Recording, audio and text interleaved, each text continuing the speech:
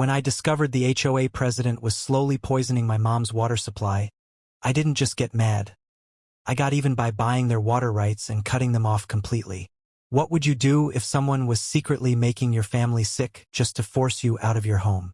I was watering Mom's prized roses when Karen Thompson's shiny black SUV pulled into our driveway, kicking up gravel. My stomach instantly knotted. Every time the HOA president visited, trouble followed. "Alex," Karen called through her barely rolled-down window. "Those garden gnomes simply must go. They violate Section 8, Paragraph 12 of our community guidelines." I set down my watering can. "They've been here for 7 years, Karen. Since Dad died." Karen's smile didn't reach her eyes. "Rules are rules. I've been lenient, but the board is insisting. Remove them by Friday or it's a $200 fine. Per gnome." As her SUV reversed, I counted the garden gnomes, all 8 of them, each representing a happy memory with Dad. That would be $1,600 in fines if I ignored her. Money we didn't have with Mom's medical bills piling up. Mom appeared at the screen door, leaning against the frame for support. Was that Karen again? "Just HOA business." I lied, not wanting to upset her. Mom had been having dizzy spells lately. The doctors couldn't figure out why. That night, I carefully wrapped each gnome in newspaper and stored them in the garage. Dad had bought one every year on Mom's birthday. Now they sat in darkness, like pieces of our happiness being slowly chipped away. Friday came, and I spotted Karen walking the neighborhood with her clipboard, checking for violations. She paused at our garden, making a show of nodding approval before writing something down anyway. By Monday, we received another notice. Our mailbox was the wrong shade of blue. We needed to repaint it the approved Midnight Azure from the HOA color palette. "It's just a mailbox," I told Mom as I repainted it. "Not worth fighting over." But the next week, it was our bird feeder. Then our wind chimes. Then the height of our hedges. Each time Karen visited, Mom seemed worse afterward. More tired, more confused. I started to wonder if the stress was making her condition deteriorate. One evening, as I was taking out trash, I noticed Doug Thompson, Karen's husband, standing near our water meter at the edge of our property. When he saw me, he quickly walked away, pretending to check his phone. "Everything okay?" I called out. "Just walking the dog," he replied, though I didn't see any dog with him. I mentioned it to our neighbor, Elaine Rodriguez, who lived across the street. "The Thompsons don't even have a dog," she whispered, leaning over her fence. "And between you and me, Karen's been targeting anyone who voted against her at the last HOA election. Your mom was the only one who spoke up about Karen's plan to double our dues." That night, Mom couldn't keep dinner down. Her skin looked yellow in the bathroom light as she hunched over the toilet. "I think we should go to the hospital," I said, helping her to the car. The emergency room doctor ran tests but found nothing conclusive. "Could be a virus," he suggested. "Or possibly something environmental. Any changes at home recently?" On the drive back, Mom dozed in the passenger seat. I took the long way passing the Thompson house. Their lights were on, and I could see Karen and Doug in their kitchen window, laughing over wine glasses. The next morning, Mom couldn't get out of bed. Her hands shook so badly she couldn't hold her coffee mug. I called Dr. Patel, who agreed to squeeze her in. While waiting for our appointment, I walked our property line, looking for anything unusual. Near the water meter where I'd seen Doug, the ground looked disturbed. Kneeling down, I noticed small droplets of blue liquid on some nearby rocks. My phone rang. It was the hospital. Mom had collapsed in Dr. Patel's office. "We're running toxicology screens," the nurse explained. "The doctor suspects some type of poisoning." Poisoning? My mind flashed to Doug by our water meter. The blue drops.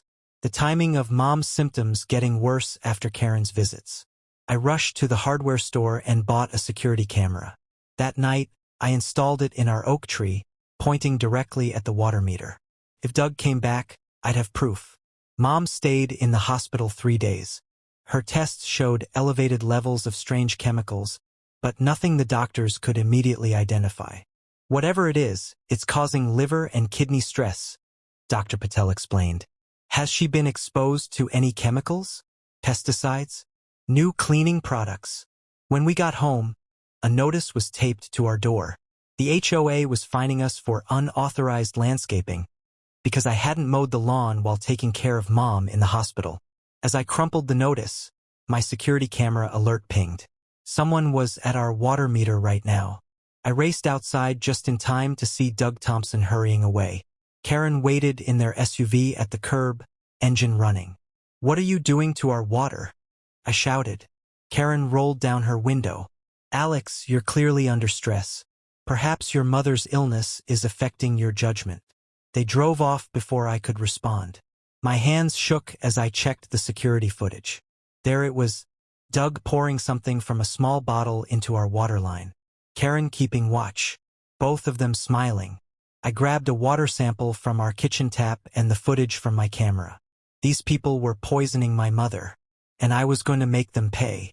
The water testing lab looked unimpressive from the outside, just another storefront in a strip mall. But the technician, Dave, took my sample seriously when I explained my concerns. "It'll take 48 hours for complete results," he warned. "But I can run a quick screen for common contaminants today." While waiting, I visited Mom in the hospital. Her skin was gray against the white sheets. Dark circles hung beneath her eyes like bruises. "The neighbors keep asking about you," I told her, trying to sound upbeat. Elaine brought soup. Even Mr. Jenkins from 2 doors down sent flowers. Mom tried to smile. "And Karen? Has she sent another violation notice while I've been away?"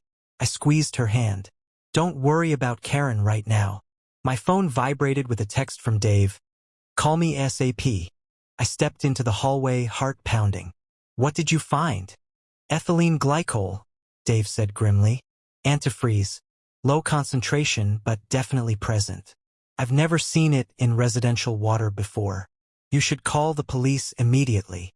I drove straight to the police station with my water sample and video footage. Officer Martinez took my report but looked skeptical. "The video shows someone at your water meter, but we can't clearly see what substance is being poured," she explained. "And trace amounts of chemicals can get into water systems many ways."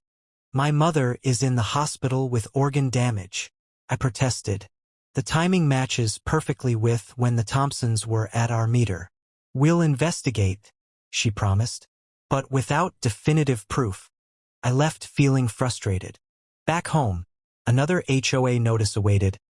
Unauthorized security equipment must be removed within 24 hours. They knew about my camera, which meant they'd been watching our house. The next day, I installed 3 more cameras, hidden ones this time. If the Thompsons returned, I'd catch them from multiple angles. At the hospital, Dr. Patel confirmed the findings from my water test.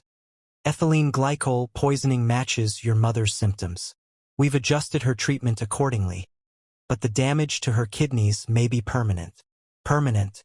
The word echoed in my head as I drove home. Hands gripping the steering wheel so tight my knuckles turned white. A voice message waited on my phone. Malcolm Reed, the HOA treasurer. "Alex, we need to discuss these allegations you're making. The board takes homeowner disputes very seriously, but accusing fellow residents of criminal activity without proof has consequences." I deleted the message and called my college roommate, Jamie, now an environmental lawyer. "They're poisoning her slowly," I explained. "Just enough to make her sick, not enough to kill her quickly. They want us gone because Mom opposed their fee increases." "This is serious, Alex," Jamie said. "If the police won't help, we need to get creative. Tell me everything about Pinecrest Gardens infrastructure." For the next 3 hours, we dug into property records, utility agreements, and the HOA charter. Jamie found something interesting. Unlike most neighborhoods where water was provided by the city, Pinecrest Gardens water came from private wells managed by a company called Clearwater LLC. "Look at this," Jamie said, sending me a link. "Clearwater filed for Chapter 11 last month. They're restructuring debt and likely selling assets." "Why does that matter?" I asked. "Because whoever owns the water rights controls the water," Jamie explained. The HOA has a long-term contract with Clearwater, but if someone else bought the company, a plan began forming in my mind. How much would it cost to buy a failing water company? More than most people have lying around, Jamie admitted, but less than you might think in bankruptcy proceedings. I thought about Mom's deteriorating health, the hospital bills, the smug look on Karen's face. I've got savings, and my 401k, and the house has equity. Alex, think carefully. This is a big move. The next morning, as I was leaving to visit Mom, Karen's SUV blocked my driveway. She rolled down her window, smiling like we were old friends. Alex, the board is concerned about your mother. If her health makes maintaining property standards difficult, perhaps it's time to consider assisted living? I know a lovely facility in the next county. My hands clenched into fists. My mother isn't going anywhere. Well, Karen sighed. The neighborhood has certain expectations. We've been patient, but the violations are piling up. The fines now total over $3,000. I never received notices for most of these supposed violations. Karen waved a manicured hand. They were properly delivered according to HOA protocol. If you can't pay, we'll have to place a lien on your property. That's when I knew for certain this wasn't random harassment. They were systematically trying to force us out. I'll handle the fines, I said calmly. And Karen, I'd be careful about drinking the water around here. I hear it's not safe. Her smile faltered for just a second before she drove away. At the hospital, Mom had visitors Elaine and 3 other neighbors who had also butted heads with Karen in the past. We don't believe the HOA's stories about you and your mom, Elaine said. Karen's been getting worse since she became president. More power-hungry. Has anyone else gotten sick? I asked carefully. They exchanged glances. Not sick exactly, said Mr. Jenkins. But my dog died suddenly last month after Karen complained about his barking. The vet couldn't explain it. I showed them the water test results but not the video. I didn't want to put them at risk. We're with you, Elaine promised. Just tell us how we can help. That evening, I called Jamie's contact at a bankruptcy law firm. After explaining what I wanted to do, I emptied my savings account and applied for a home equity loan. The next day, Dr. Patel pulled me aside during my visit with Mom. Her kidneys are functioning at 40% capacity. She's going to need dialysis, possibly a transplant eventually. I sat in the hospital parking lot, staring at nothing, rage building inside me. My phone rang. Jamie. The initial offer has been submitted, she said. Now we wait. 2 days later, Malcolm Reed left another voicemail. Alex, we've heard disturbing rumors about your intentions regarding Clearwater LLC. The board would like to meet with you immediately to discuss water access concerns. They were worried. Good. I deleted the message and checked my hidden cameras. No sign of the Thompsons near our water meter. But Doug's car had driven by our house 6 times yesterday. The bank approved my loan. Jamie's contact called with news. Our offer for Clearwater LLC had been accepted. In 1 week, I would own the company that controlled the HOA's water supply. That night, as I sat by Mom's hospital bed watching her sleep, I made a promise. Karen Thompson thought she could poison my mother and get away with it. She was about to learn how wrong she was. Blood pumped in my ears as I stared at the lab results in my hands. My hands shook with rage. The water sample from our house contained ethylene glycol, antifreeze, not enough to kill Mom quickly, but just enough to make her slowly sicker each day. I slammed my fist on the table, rattling my coffee cup. Who does this to an innocent woman in her 60s? I called Detective Rivera immediately. I have proof. The lab found antifreeze in our water, and I have video of Doug Thompson tampering with our water line. The detective sighed. I understand you're upset, but the video doesn't clearly show what substance he's adding, if anything. And finding chemicals in your water doesn't prove who put them there. Are you serious? They're poisoning my mother. My voice cracked. I need direct evidence linking the Thompsons to the chemical. Keep the video safe, and we'll continue investigating. That afternoon, a notice appeared on our door, bright red paper with bold letters, Violation. Unauthorized surveillance equipment must be removed within 48 hours or face a $500 fine. I laughed bitterly. Of course Karen would try to get rid of the cameras that caught her husband. I took photos of the notice and called Mom's doctor to update him on the lab results. "We'll adjust her treatment now that we know what we're dealing with," he said. "But Alex, she needs to stop being exposed immediately." "I'm trying everything," I whispered, watching Mom sleep in her hospital bed, tubes running from her arms. That night I couldn't sleep. I paced our living room until 3 a.m., searching online for anything about HOA water systems. A forgotten memory surfaced. Dad once mentioned something about our neighborhood's unusual water setup. I dug through his old files in the basement until sunrise, sneezing from the dust. In a folder labeled Home Purchase, I found it. Documents showing Pinecrest Gardens water didn't come directly from the city, but through a private company called Clearwater LLC.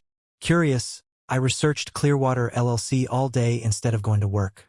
Their website looked ancient, last updated in 2018. Public records showed they owned water rights to 3 neighborhoods, including ours.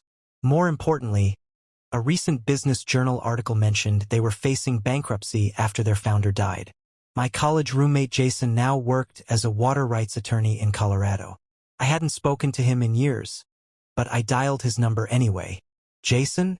It's Alex. I have a weird legal question."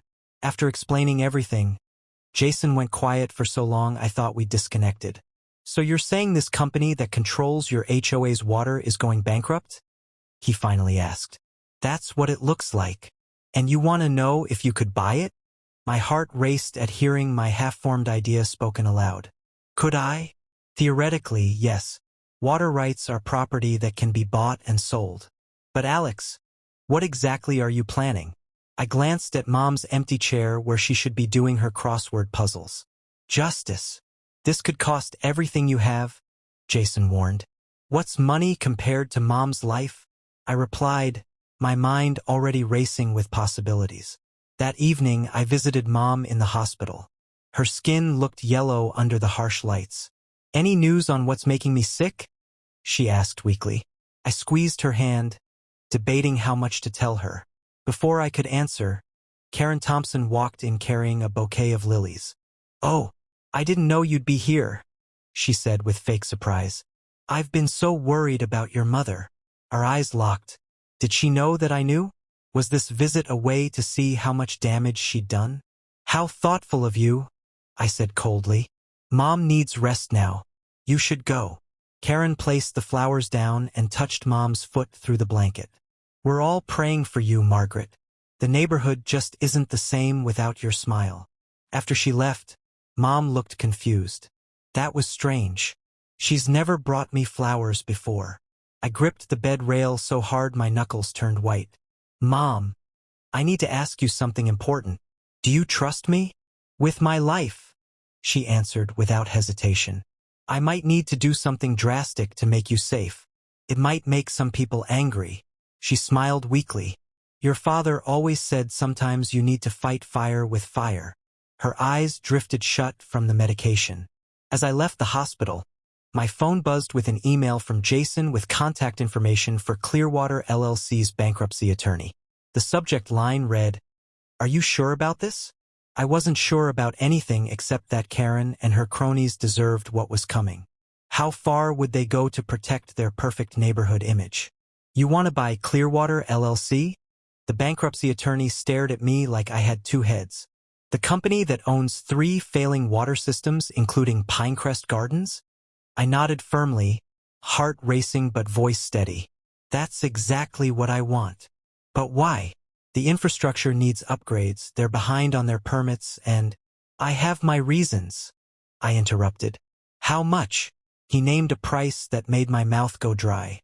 It would take every penny of my savings, my 401k with the penalty, and still need a loan. But Mom's pale face flashed in my mind, and I knew I had no choice. "I'll need 2 weeks to get the money together," I said. Walking to my car, doubts flooded me. Was I crazy? Could I really pull this off? My phone buzzed with a text from the hospital. Mom's kidney function was getting worse. The doubts vanished instantly. The next morning, I applied for a home equity loan and withdrew my retirement funds. The bank manager raised his eyebrows but asked no questions. I called work and requested unpaid leave for family emergency. While waiting for the loan approval, I visited the county records office and pulled every document related to Clearwater LLC. The clerk, a gray-haired woman named Doris, helped me navigate the filing system. "Interesting company," she commented. "They've held those water rights since 1983.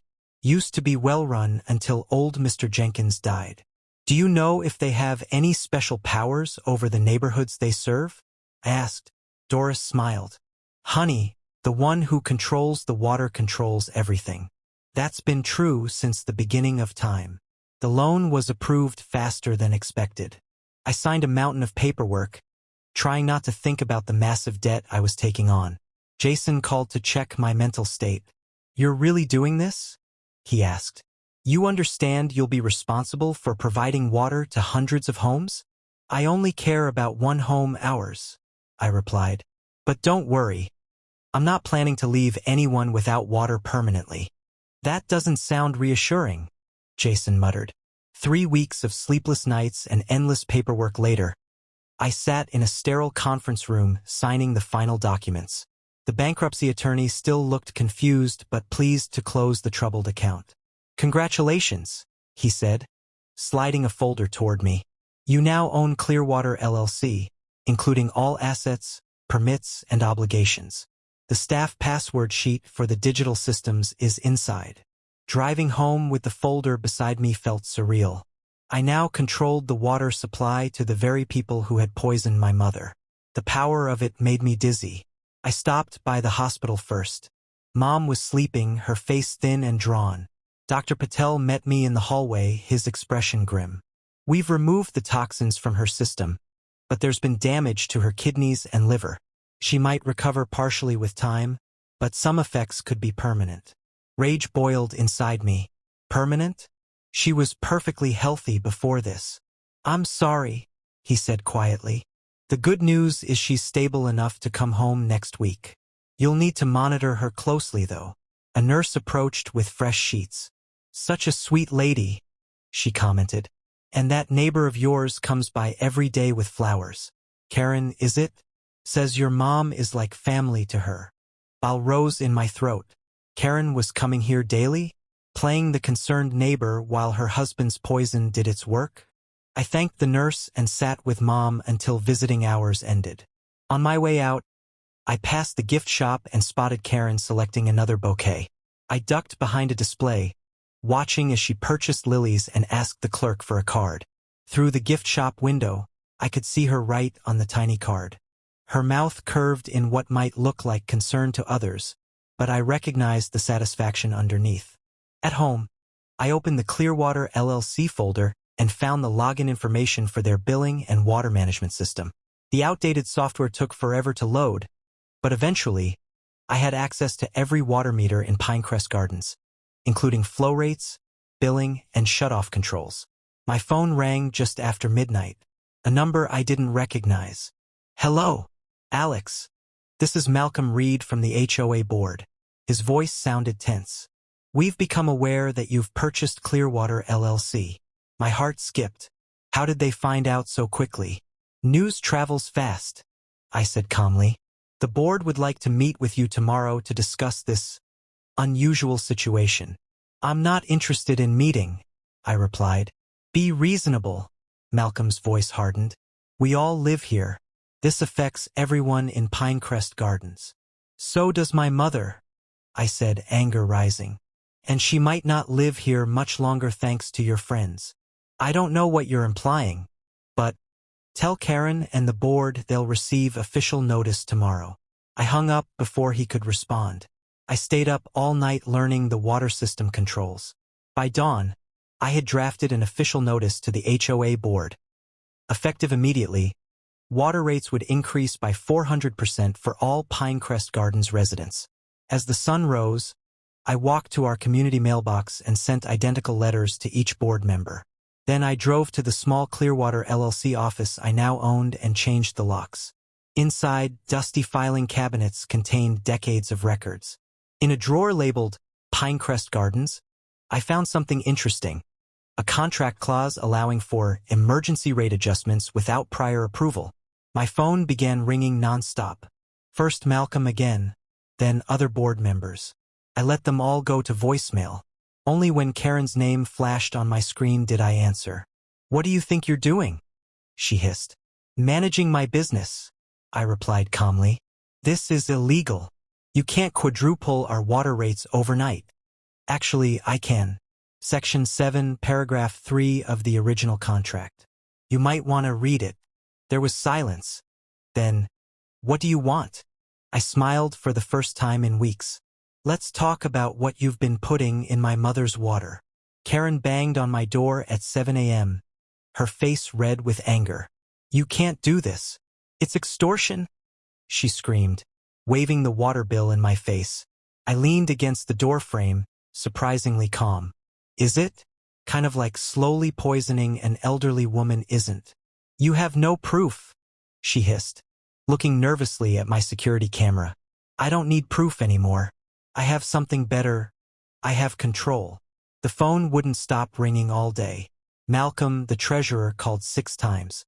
Board members I'd never even spoken to suddenly wanted to chat. I let most go to voicemail, but finally picked up when Malcolm called from a different number. "This is unacceptable," he sputtered. "People can't afford these rates." "I have terms," I said simply. First, a public admission of what Karen and Doug did to my mom. Second, they leave Pinecrest Gardens forever. Third, you create a fund for mom's medical bills. They're over $200,000 now. That's outrageous. We can't admit to something with no proof.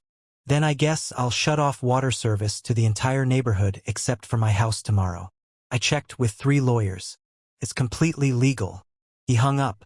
20 minutes later, Karen texted everyone about an emergency HOA meeting that night at the community center. The message called me a neighborhood terrorist who was holding our water hostage. I didn't plan to go, but my neighbor Ted knocked on my door at 6:30 p.m. "You should come," he said quietly. "Karen's telling everyone you're making up stories about her poisoning your mom because you're angry about NOM violations." The community center buzzed with angry voices. When I walked in, the room went silent. Karen stood at the front, pointer in hand, showing a slide that read "Water Terrorist" with my picture below it. "Here he is now," she announced dramatically. "The man who thinks he can bankrupt us all over some silly garden decoration rules." I walked straight to the front. "May I?" I asked, holding out my hand for the microphone. Karen clutched it tighter, but Malcolm nervously nodded at her to hand it over. "I bought Clearwater LLC for one reason," I said, my voice shaking slightly. "My mother has been in the hospital for weeks. 3 separate labs found antifreeze in our water line. I have video of Doug Thompson tampering with our water supply while Karen kept watch." Murmurs rippled through the crowd. Karen lunged for the microphone. "Lies. All lies. He has no proof. He's just angry because we enforce the rules everyone else follows. Why would I spend my life savings to buy a water company over garden gnomes?" I asked the crowd. "Think about it." Doug stood up. "This is defamation. We'll sue you." An older woman in the back raised her hand. "My dog got sick last month after Karen complained about my holiday decorations.